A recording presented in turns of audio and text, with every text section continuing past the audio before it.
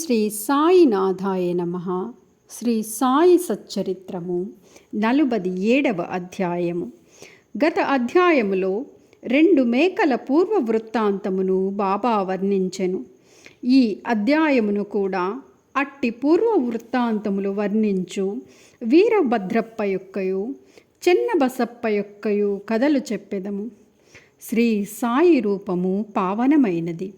ఒక్కసారి వారి వైపు దృష్టి నిగడించినచో ఎన్నో గత జన్మల విచారములు నశింపచేసి ఎంతో పుణ్యము ప్రాప్తించినట్లు చేయును. వారి దయాదృష్టి మనపై పరపినచో మన కర్మబంధములు వెంటనే విడిపోయి మనము ఆనందము పొందెదము.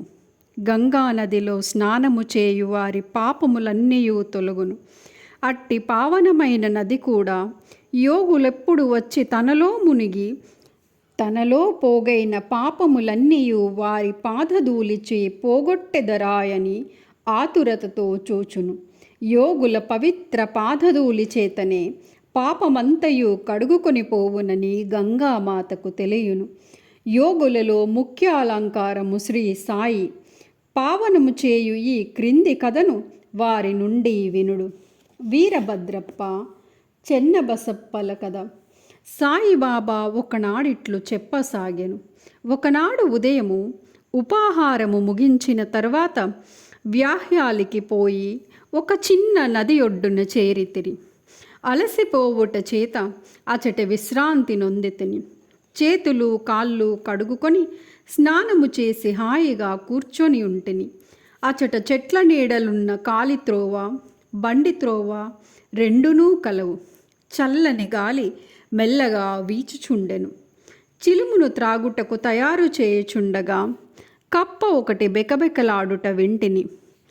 చెకుముకి రాయి కొట్టి నిప్పు తీయుచుండగా ఒక ప్రయాణికుడు వచ్చి నా పక్కన కూర్చుండెను. నాకు నమస్కరించి తన ఇంటికి భోజనమునకు రమ్మని వినయముతో ఆహ్వానించెను. అతడు చిలుము వెలిగించి నాకు అందచేసెను. కప్ప బెకబెకమనుట తిరిగి వినిపించెను. అతడు అదేమో తెలుసుకొనగోరెను. ఒక కప్ప తన పూర్వజన్మ పాపఫలము అనుభవించుచున్నదని చెప్పెను. గత జన్మలో చేసిన దాని ఫలము ఈ జన్మలో అనుభవించి తీరవలయును. దానిని గూర్చి దుఃఖించినచో ప్రయోజనము లేదు. వాడు చిలుమును పీల్చి నాకందచేసి తానే స్వయముగా పోయి చూసదనని చెప్పెను. ఒక కప్ప పాము చేత పట్టుకొనబడి అరుచుచుండెననియు గత జన్మలో రెండును దుర్మార్గులే కాన ఈ జన్మయందు గత జన్మ యొక్క పాపమును ఈ దేహముతో అనుభవించుచున్నవనియు చెప్పెతిని. అతడు బయటకు పోయి ఒక నల్లని పెద్ద పాము ఒక కప్పను నోటితో పట్టుకొని ఉండుట చూసెను. అతడు నా వద్దకు వచ్చి 10-12 నిమిషముల్లో పాము కప్పని మృంగునని చెప్పెను. నేనిట్లంటిని, లేదు, అట్లు జరగనేరదు. నేనే దాని తండ్రిని. నేనిచటనే ఉన్నాను. పాము చేత కప్ప ఎట్లు తినిపించదను? నేనిక్కడ ఊరకనే ఉన్నానా? దానినెట్లు విడిపించదనో చూడు అని చెప్పెను. చిలుము పీల్చిన పిమ్మట మేమా స్థలమునకు పోయితిమి. అతడు భయపడెను. నన్ను కూడా దగ్గరకు పోవద్దని హెచ్చరించెను. పాము మీద పడి కరుచునని వాని భయము. అతని మాట లెక్కించకయే నేను ముందుకు పోయి ఇట్లంటిని, ఓ వీరభద్రప్ప, నీ శత్రువు చెన్నబసప్ప కప్ప జన్మమెత్తి పశ్చాత్తాపపడుట లేదా? నీవు సర్పజన్మమెత్తినప్పటికీ వాని యందు శత్రుత్వము వహించియున్నావా? సిగ్గులేదా? మీ ద్వేషములను విడిచి శాంతింపుడు. ఈ మాటలు విని ఆ సర్పము కప్పను వెంటనే విడిచి నీటిలో మునిగి అదృశ్యమయ్యెను. కప్ప కూడా గంతు వేసి చెట్ల పొదలలో దాగెను. బాటసారి ఆశ్చర్యపడెను. మీరన్న మాటలకు పాము కప్పనెట్లు వదిలి అదృశ్యమయ్యెను? వీరభద్రప్ప ఎవరు? చెన్నబసప్ప ఎవరు? వారి శత్రుత్వమునకు గల కారణమేమి అని అతడు ప్రశ్నింపగా అతనితో కలిసి చెట్టు మొదటికి పోయితిని. చిలుము కొన్ని పీల్పులు పీల్చి అతనికి వృత్తాంతమంతయు బోధించితిని. మా ఊరికి 4-5 మైళ్ళ దూరమున ఒక పురాతన శివాలయము కలదు. అది పాతపడి శిథిలమయ్యను. ఆ గ్రామములోని ప్రజలు దానిని మరమ్మత్తు చేయుటకై కొంత ధనమును ప్రోగు చేసితిరి. కొంత పెద్ద మొత్తము పోగైన పిమ్మట పూజ కొరకు తగిన ఏర్పాటు చేసిరి. మరమ్మత్తు చేయుటకు అంచనా వేసిరి. ఊరిలోని ధనవంతుని కోశాధికారిగా నియమించి సర్వము అతని చేతిలో పెట్టిరి. లెక్కలను చక్కగా వ్రాయు బాధ్యతను వానిపై పెట్టిరి. వాడు పరమ లోభి. దేవాలయము బాగుచేయుటకు చాలా తక్కువ వ్యయము చేసెను. దేవాలయములో ఏమీ అభివృద్ధి కానరాలేదు. అతడు ధనమంతయు ఖర్చు పెట్టెను. కొంత తాను మృంగెను. తన కొంత సొంత డబ్బు కొంచెమైనను దానికై వెచ్చించలేదు. తీయని మాటలు చెప్పువాడు. అభివృద్ధి కాకుండుటకేవో కారణములు చెప్పేవాడు. గ్రామస్తులు తిరిగి వాని వద్దకు పోయి అతడు సొంతముగా తగిన ధన సహాయము చేయని ఎడల మందిరము వృద్ధి కాదని చెప్పిరి. వారి అంచనా ప్రకారము పని సాగించవలసినదని చెప్పుచు మరికొంత ద్రవ్యమును వసూలు చేసి అతనికి ఇచ్చిరి. వాడాధనమును పుచ్చుకొని పూర్వము వలె ఊరక కూర్చుండెను. కొన్నాళ్ల పిమ్మట మహాదేవుడు వాని భార్యకు కలలో కనిపించి ఇట్లు చెప్పెను: నీవు లేచి దేవాలయపు శిఖరమును కట్టుము. నీవు ఖర్చు పెట్టిన దానికి 100 రెట్లు ఇచ్చెదను. ఆమె ఆ దృశ్యమును తన భర్తకు చెప్పెను. అది ధనము వ్యయమగుటకు హేతువగునేమో అని భయపడి ఎగతాళి చేయుచు అది ఉత్త స్వప్నమనియు దానిని నమ్మనవసరము లేదనియు, లేకున్నచో దేవుడు తనకు స్వప్నములో కనపడి ఏల చెప్పలేదని, తాను మాత్రము దగ్గర లేకుండెనా అనియు, అది దుస్వప్నము వలె కనిపించుచున్నదనియు, భార్యాభర్తలకు విరోధము కల్పించునట్లు తోచుచున్నదనియు అతడు సమాధానము చెప్పెను. అందుచేత ఆమె ఊరుకోవలసి వచ్చెను. దాతలను బాధించి వసూలు చేయు పెద్ద మొత్తము చందాలయందు దేవునికి ఇష్టముండదు. భక్తితోనూ ప్రేమతోనూ మన్ననతోనూ ఇచ్చిన చిన్న చిన్న మొత్తములకై దైవం ఇష్టపడును. కొన్ని దినముల పిమ్మట దేవుడు ఆమెకు స్వప్నములో తిరిగి కనిపించి ఇట్లన్ను: భర్త దగ్గరున్న చందాల గూర్చి చిరాకు చెందనవసరము లేదు. దేవాలయము నిమిత్తము ఏమైనా వ్యయము చేయమని అతని బలవంతము చేయవద్దు. నాకు కావలసినది భక్తి మరియు సద్భావము. కాబట్టి నీకిష్టమున్న సొంతము దేదైనా ఇవ్వవలెను. ఆమె తన భర్తతో సంప్రదించి తన తండ్రి తనకిచ్చిన బంగారు నగలు దానము చేయ నిశ్చయించెను. ఆ లోభి ఈ సంగతి విని చికాకు చెంది భగవంతుని కూడా మోసము చేయ నిశ్చయించుకొనెను. ఆమె నగలను ఎంతో తక్కువ ధర కట్టి 1000 రూపాయలకు తానే కొని నగదుకు బదులుగా ఒక పొలమును దేవాలయముకు ఇచ్చెను. అందులకు భార్య సమ్మతించెను. ఆ పొలము వాని సొంతము కాదు. అది ఒక పేదరాలగు డుబ్కి అను ఆమెది. ఆమె దానిని 200 రూపాయలకు కుదవ పెట్టి ఉండెను. ఆమె దానిని తీర్చలేకపోయెను. ఆ టక్కరిలోబి తన భార్యను, డుబ్కీని, దైవమును అందరినీ మోసగించెను.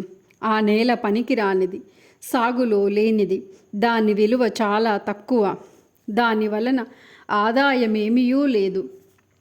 ఈ వ్యవహారమిట్లు సమాప్తి చెందెను. ఆ పొలమును పూజారి ఆధీనములో ఉంచిరి. అందులోకతడు సంతసించెను. కొన్నాళ్లకు ఒక చిత్రము జరిగెను. గొప్ప తుఫాను సంభవించెను. కుంభవృష్టి కురిసెను. లోబి ఇంటికి పిడుగుపాటుకు తగిలి వాడు వాని భార్య చనిపోయిరి. డుబ్కి కాలగతి చెందెను. తర్వాతి జన్మలో ఆ లోబి మధురా పట్టణములో ఒక బ్రాహ్మణ కుటుంబములో పుట్టి వీరభద్రయను పేరు ఉండెను. అతని భార్య పూజారి కుమార్తెగా జన్మించెను. ఆమెకు గౌరీ అని పేరు పెట్టిరి. డుబ్కి మందిర గొరవనింటిలో మగ శిశువుగా జన్మించెను. అతనికి చెన్న బసప్ప అని నామమిడిరి. ఆ పూజారి నా స్నేహితుడు.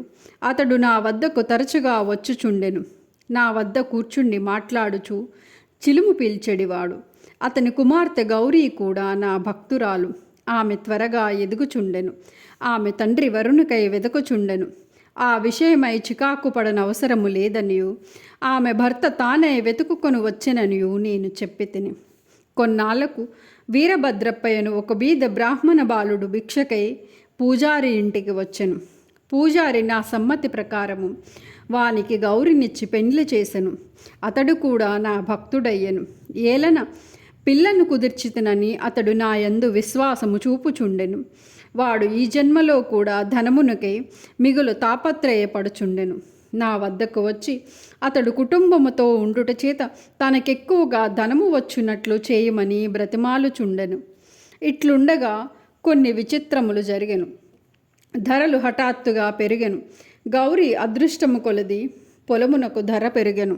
కానుకగా ఇచ్చిన పొలము 1,00,000 రూపాయలకు అమ్మిరి. ఆమె ఆభరణముల విలువకు 100 రెట్లు వచ్చెను. అందులో సగము నగదుగా ఇచ్చిరి. మిగతా దానిని 25 వాయిదాలలో ఒక్కొక్క వాయిదాకు 2,000 రూపాయలు చొప్పున ఇచ్చుటకు నిశ్చయించిరి.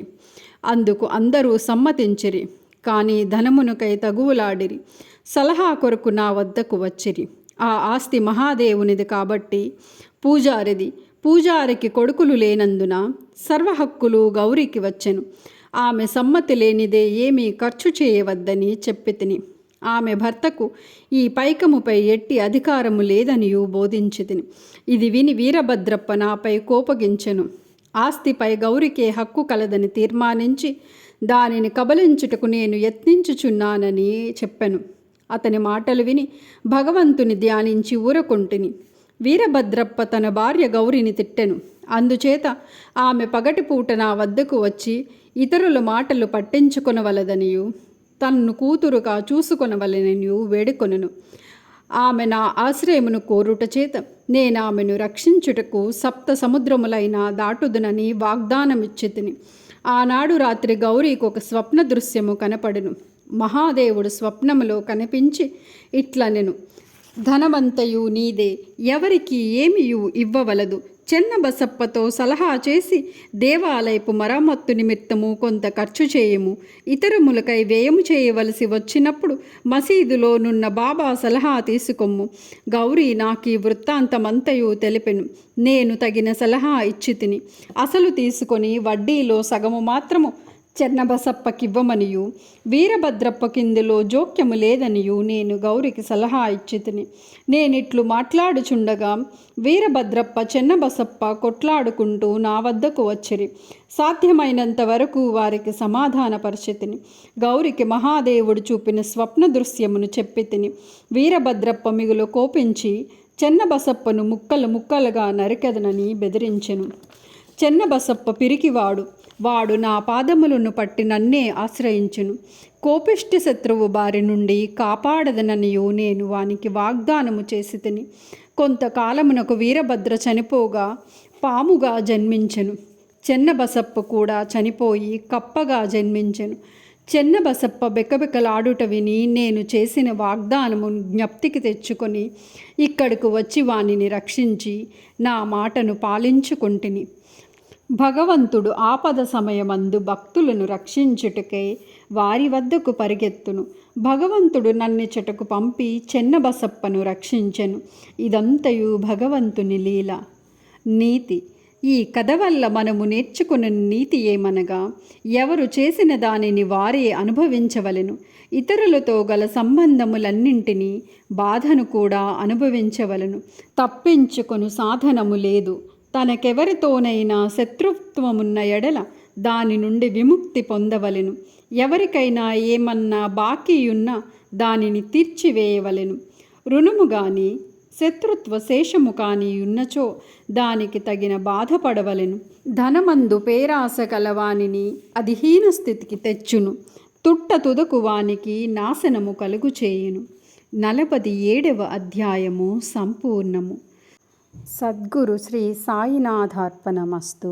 శుభం భవతు.